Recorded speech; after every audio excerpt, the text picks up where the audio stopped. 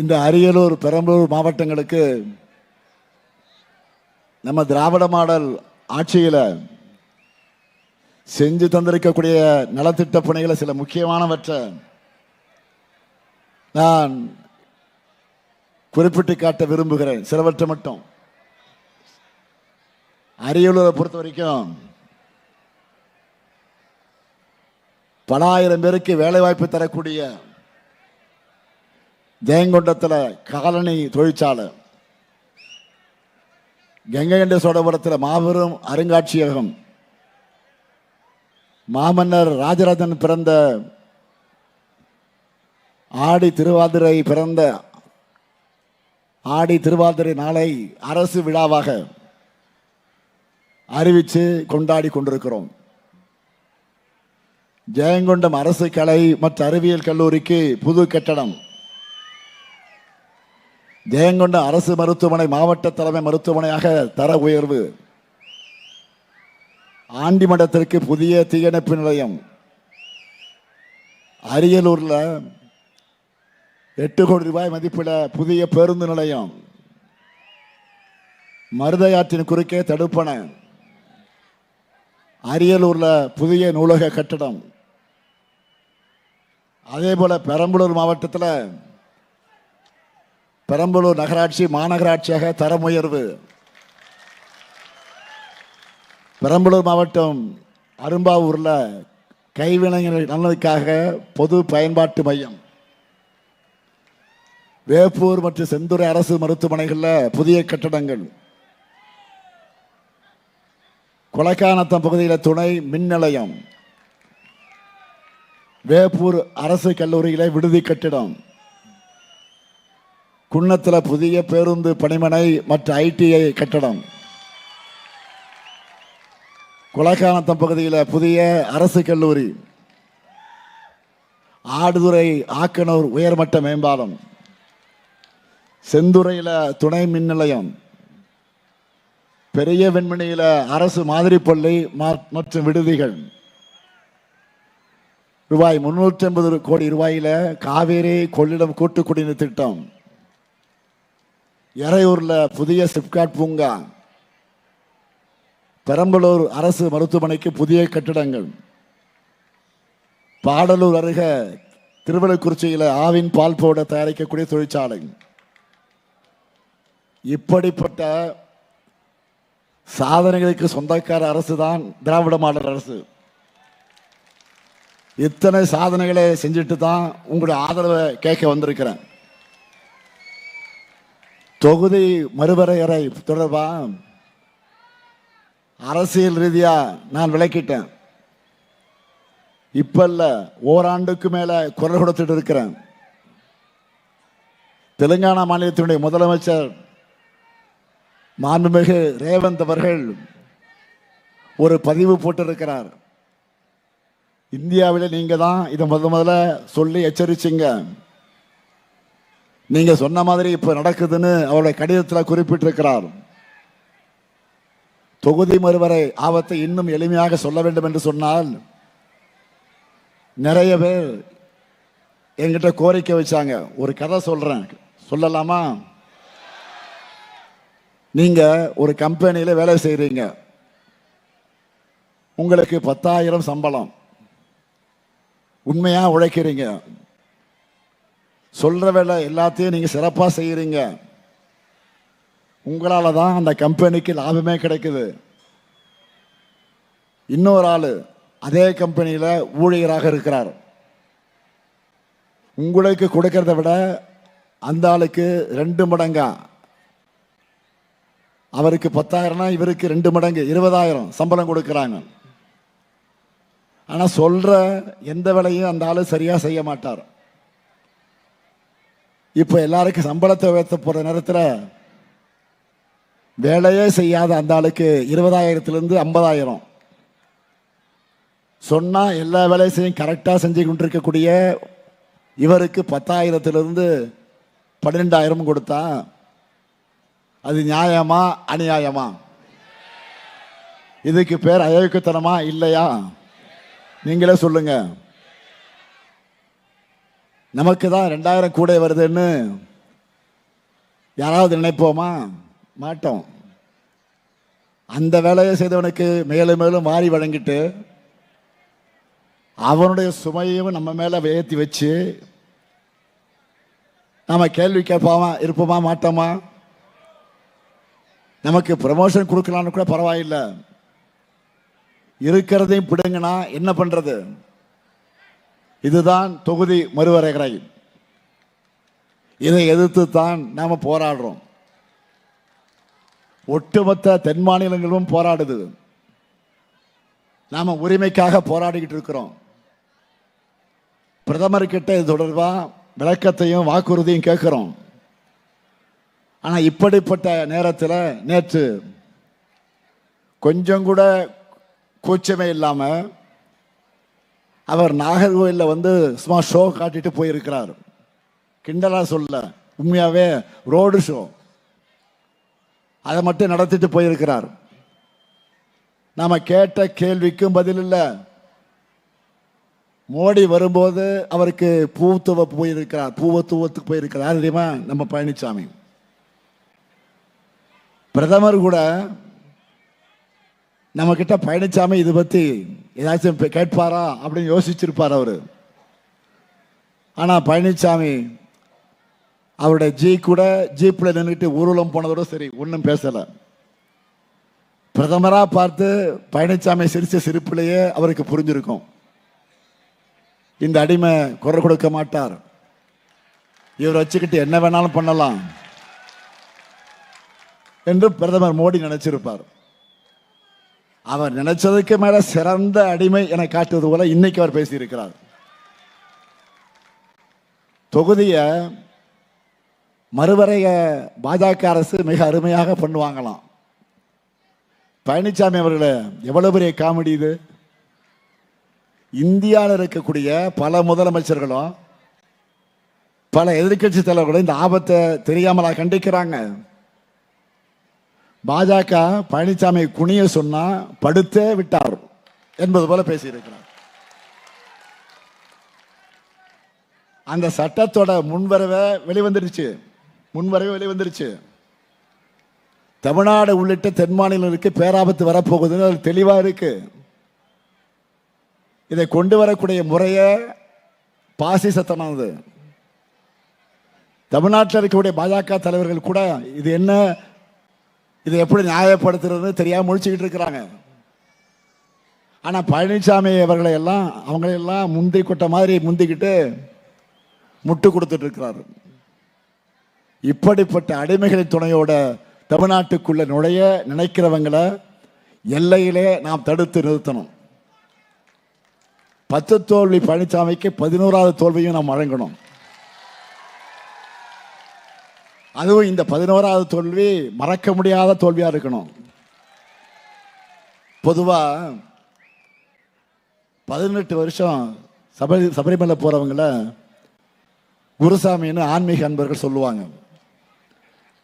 ஆனா பழனிசாமி அதிமுக தலைமை பொறுப்பில் தொடர்ந்தா 18 முறை தொடர்ந்து தோத்தா தோல்வியிலே குருசாமி பழனிசாமின்னு மாறிடுவார். எப்படியெல்லாம் இதை பிளான் பண்ணி கொண்டு வந்திருக்கிறாங்க. தமிழ்நாட்டுக்கு முதற்கட்டத்தில் தேர்தல் வைக்காம கொஞ்சம் தள்ளி வச்சா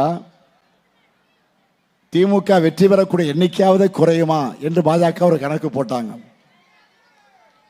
ஆனா அதுவும் இப்ப தப்பு கணக்கா போயிடுச்சு. ஒவ்வொரு நாளும் ஊடகங்களை வர்ற கருத்து கணிப்புகளை பார்த்தாலே தெரியுது. முதல்ல 180 அப்படின்னு போட்டாங்க நமக்கு, இப்ப 190 200 போட ஆரம்பிச்சிட்டாங்க. தேர்தலுக்குள்ள 200 கிராஸ் பண்ணிடும். அதுவும் தொகுதி மறுவரைய ஆபத்தை கூட எதிர்த்து பேசாத அதிமுக கூட்டணி 234 தொகுதி தோல்வி அடைஞ்சாலும் ஆச்சரியப்பட எதுவும் இல்லை. ஏன்னா தமிழ்நாட்டு மக்கள் அந்த அளவுக்கு கொதிச்சு போயிருக்காங்க. இதுக்கு கூட பேசலன்னா வேற எதுக்கு தான் பழனிசாமி வாய் துறப்பாருன்னு கேட்கிறாங்க. வளர்த்து விட்ட செங்கோட்டையனுக்கு துரோகம், பதவி கொடுத்த அம்மையார் சசிகலா தினகரனுக்கு துரோகம், நம்முடைய சகோதரர் OPS அவர்களுக்கு துரோகம், அவைத்தலைவரா இவங்க ஆட்சியை காப்பாத்தின தனபால் அவர்களுக்கு துரோகம், சிஏஏ எஃப்சிஆர்ஏ போன்ற சட்டங்களுக்கு முட்டு கொடுத்து சிறுபான்மையின மக்களுக்கு துரோகம், 3 வேளாண் சட்டங்களுக்கு முட்டு கொடுத்து விவசாயிகளுக்கு துரோகம், அம்மையார் ஜெயலலிதா அவர்கள் எதிர்த்த பாஜக கூட கூட்டணி சேர்ந்து அவருக்கும் துரோகம், இன்னைக்கு தொகுதி மறுவரைக்கும் ஆதரவு தெரிவித்து ஒட்டுமொத்த தமிழ்நாட்டுக்கும் துரோகம். இதுதான் எவல்யூஷன் ஆஃப் எடப்பாடி. உண்மையான அதிமுக தொண்டர்கள் நிர்வாகிகளும் இவரை தலைவராக ஏற்றுக்கல, தயாராக இல்லை. அதிமுகவுக்கு நான் தான் தலைமை என இவர் எல்லாரையும் கன்வின்ஸ் பண்ணவே நேரம் சரியா இருக்கு. எம்எல்ஏக்களை ஏலம் எடுத்து முதலமைச்சர் ஆனவர்களோ வேற கூவத்தூர்ல பழனிசாமி முதலமைச்சராக இருந்த 4 ஆண்டு காலத்தில் தமிழ்நாட்டையே டெல்லி பாஜகவோட வேட்டைக்காடா ஏலம் விட்டார். அந்த சீரழிவிலிருந்து தமிழ்நாட்டை மீட்டு நாம் இன்றைக்கு சாதனை திட்டங்களால் இந்தியாவிலே தமிழ்நாடு நம்பர் 1 என்ற மாநிலமாக ஆக்கியிருக்கிறோம். அதோட அடுத்த கட்டம்தான் திமுகவுடைய தேர்தல் அறிக்கை. இது சாதாரண அறிக்கை இல்லை, சூப்பர் ஸ்டார் அறிக்கை. சூப்பர் ஸ்டார் யாருன்னு கேட்டா சின்ன குழந்தைகள் சொல்லும். சூப்பர் ஸ்டார் யாருன்னு கேட்டா தேர்தல் அறிக்கை சொல்லும். இப்போ நம்ம சூப்பர் ஸ்டார் சூப்பர் ஹிட் அறிக்கை அறிவிப்பு சிலவற்றை அவங்கள்ட்ட நான் சொல்றேன். அறிவிப்பு சொல்லவா? 2006 கலர் டிவி கலைஞர் கொடுத்தார். 2021 மகளிர் உரிமை தொகை நம்ம கொடுத்தோம். இப்போ 2026 இல்லத்தரசி திட்டம். மகளிர் வந்திருக்கீங்களா? இங்க பக்கத்தில் வந்திருக்கீங்க. இந்த அறிவிப்பிலேயே நம்ம எதிரிகள்லாம் க்ளோஸ் ஆயிட்டாங்க. இல்லத்தரசி திட்டத்தை எவ்வளவு ரூபாய்க்கு கூப்பன் தர போறோம்? 8,000 ரூபாய்க்கு கூப்பன். இந்த கூப்பன் வச்சு உங்களுக்கு தேவைப்படக்கூடிய வீட்டு உபயோக பொருளை புதுசாக வாங்கிக்கலாம், இல்லைன்னா பழைய பொருளை எக்ஸ்சேஞ்ச் பண்ணி மாற்றிக்கலாம். உங்களுக்கு பிடிச்ச கடையில் போய் வாங்கிக்கலாம், உங்களுக்கு பிடிச்ச கம்பெனியில் வாங்கிக்கலாம். என்னென்ன பொருள் அது? Washing machine, fridge, TV, grinder, mixie, microwave oven, stove, induction stove. இது எதெல்லாம் வாங்கணும் இப்போ பெண்கள்லாம் இப்போ டிஸ்கஸ் பண்ண ஆரம்பிச்சிட்டிங்க. இப்போ செய்தி வருது எனக்கு. இதெல்லாம் எங்கே வாங்கலாம், எப்போ வாங்கலாம் டிஸ்கஸ் ஆரம்பிச்சாச்சு. இதெல்லாம் வாங்குறப்போ உங்கள் வீட்டுக்காரெலாம் கேட்காதீங்க, கேட்டால் குழப்பிடுவாங்க. ஏதாவது பிரச்சனை வந்துடும், கேட்கலாதீங்க. ஏதாவது பிரச்சனை இருந்தால் சொல்லுங்க, அண்ணன் இருக்கேன், நான் பார்த்துக்கிறேன், அண்ணன்ட்ட சொல்லுங்க. இது முழுக்க முழுக்க உங்களுக்காக நான் கொண்டு வந்திருக்கக்கூடிய திட்டம். நீங்க தான் டிசைட் பண்ணணும். அடுத்த வாக்குறுதி உரிமை தொகை. ரெஸ்டே இல்லாமல் உழைக்கிறாங்க பாருங்க என்னுடைய சகோதரிகள், தாய்மார்கள். நான் ரெஸ்பெக்ட் கொடுக்கணுங்கன்னு, ரெஸ்ட் இல்லாமல் உழைக்கிறவங்களுக்கு ரெஸ்பெக்ட் கொடுக்கணும். அதற்காக கொண்டு வந்த திட்டம் தான் கலைஞர் மகளிர் உரிமை திட்டம். திராவிட மாடல் 2.0 ஆட்சி, திராவிட மாடல் 2.0 ஆட்சியில் இனி மாசம் 1000 இல்ல, எவ்வளோ? 2000 வழங்கப்படும். இப்போ பெண்கள் எல்லாம் கணக்கு போட ஆரம்பிச்சிட்டாங்க. என்ன கணக்கு தெரியுமா? பொங்கலுக்கு முன்னாடி சொல்லிட்டு 3000, பிப்ரவரியில் சொல்லாமலே 5000, அடுத்து இல்லத்தரசி கூப்பன்ல 8000. ஆக ஸ்டாலின் 8000 கொடுக்குறாரு. ஆக 8 + 8 நாம போடுவோம் ஓட்டு உதயசூரியனுக்கு. கொடுத்ததெல்லாம் கொடுத்தார். அதுவும் ஒரு பாட்டு இருக்கு, படகோட்டியில் எம்ஜிஆர் பாடுவார், கொடுத்ததெல்லாம் கொடுத்தார் அவர் யாருக்காக கொடுத்தார். ஸ்டாலின் யாருக்காக கொடுத்தார்? உங்களுக்காக தான். ஒட்டுமொத்த தமிழ்நாட்டு பெண்களுக்கும் கொடுத்தார். ஏன்னா சகோதரிகளாக நீங்கள் மகிழ்ச்சியாக இருக்கிறாங்க. இது மட்டும் இல்லை, கல்லூரிக்கு போகிற மாணவர்களுக்கு மாதம் 1000 ரூபாய் புதுமை பெண் தமிழ் புதுவன் உதவித்தொகை இப்போ 1000 1500. மேலும் முதியோர், மாற்றுத்திறனாளிகள், ஆதரவற்ற பெண்கள் எல்லாருக்கும் டபுள், இப்போ 2 மடங்காக வைத்த போகிறோம். நெல் கொள்முதல் விலை குவிண்டால் ஒன்றுக்கு 3500 ரூபாய் உயர்த்தி வழங்கப்படும். கரும்பு கொள்முதல் விலை டன் ஒன்றுக்கு 4500 ரூபாய் உயர்த்தி வழங்கப்படும். பால் கொள்முதல் விலை லிட்டர் ஒன்றுக்கு 5 ரூபாய் உயர்த்தி வழங்கப்படும். அடுத்த 5 வருஷத்தில் 10,000 புதிய பேருந்துகள் தமிழ்நாடு முழுவதும் போட போகுது. காலை உணவு திட்டம் 5ஆம் வகுப்பு வரை கொடுத்துருந்தோம்ல, காலை உணவு திட்டம் இப்போ 8ஆம் வகுப்பு வரை அனைத்து வகுப்பறைகளும் ஸ்மார்ட் வகுப்பறைகளாக மாற்றப்படும். அடுத்த 5 வருஷத்தில் 35 லட்சம் கல்லூரி மாணவர்களுக்கு லேப்டாப் முழுமையாக வழங்க போறோம்.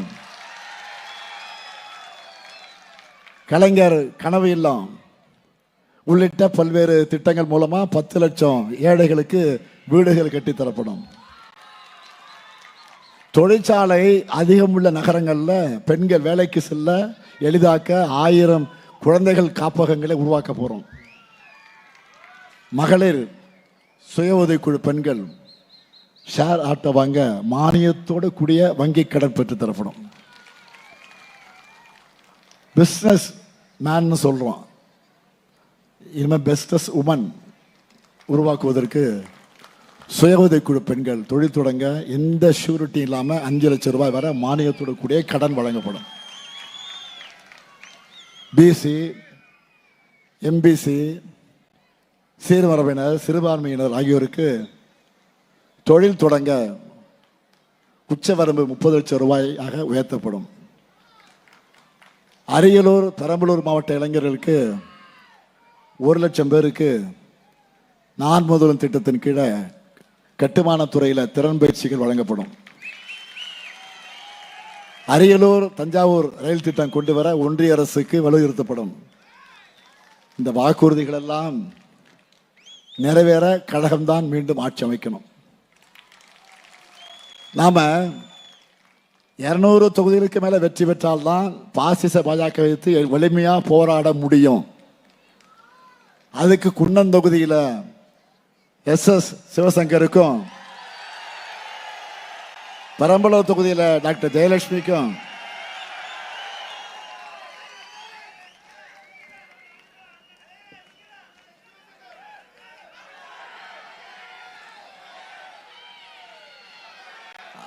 அரியலூர் தொகுதியில் லதா பாலுவுக்கும்,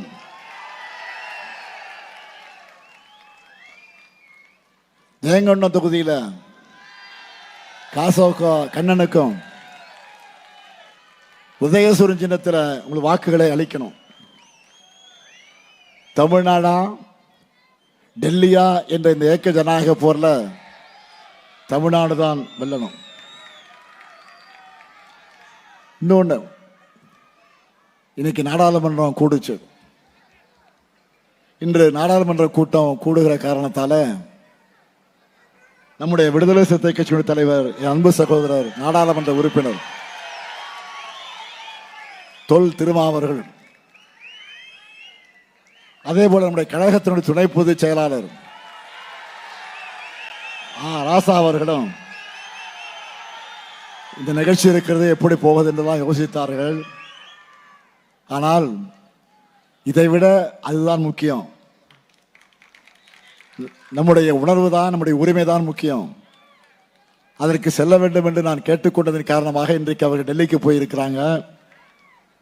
எனவே நம்முடைய எம்பிகளுடைய குரலா அந்த கருப்பு சட்டத்தை திரும்ப பெறுவதற்கு அவர்கள் குரல் கொடுக்க இருக்கிறாங்க. நாளை தினம் வாக்கெடுப்பு நடைபெற இருக்கிறது.